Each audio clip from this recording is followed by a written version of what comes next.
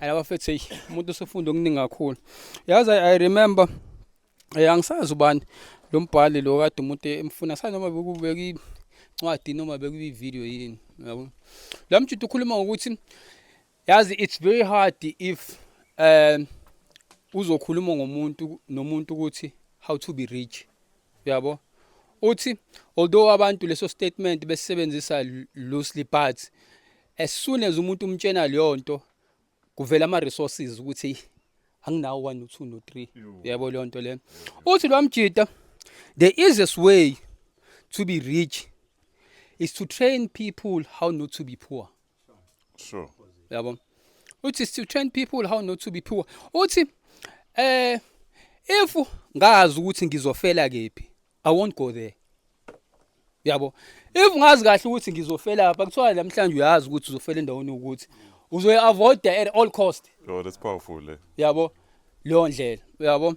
So lo mjita ukhuluma ngazo lezo zinto lezo ukuthi izinto kufanele uyi-avoid ze ungabi poor.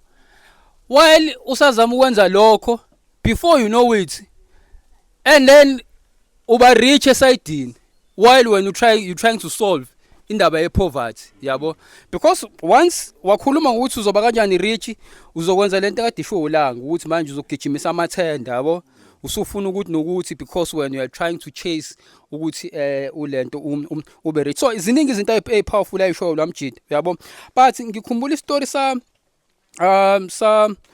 Shepherd kune story akashare lapha ku TikTok yabo enye mentality efanele sibe nayo uthi kunomunye umjida wakhe oqhamuke eEthiopia yabo so lo mjida mefika kahle ukuphuma nje eEthiopia akana mali akana lutho yabo nakhona uhamba uyahike nje endleleni nanani yabo thola lo lift yabo waphinda wela umfula yabo le nto le yazi ke Africa kuyenze kube khona nama crocodile yabo uzoncingisana nje ne crocodile yabo wela nje ilento yabo but eventually lo mjida wagcina efikile la eMzansi yabo so mefika ufikele eJoburg most yabo bafikele eJoburg yabo but kuyena unothando lolwandle yabo asithi no let me go to Durban yabo so fika nje la eDurban nakhona akanayo imali uyabona nje uyazambela nje uyalento yabo kanti uzohlangana nomunye umjida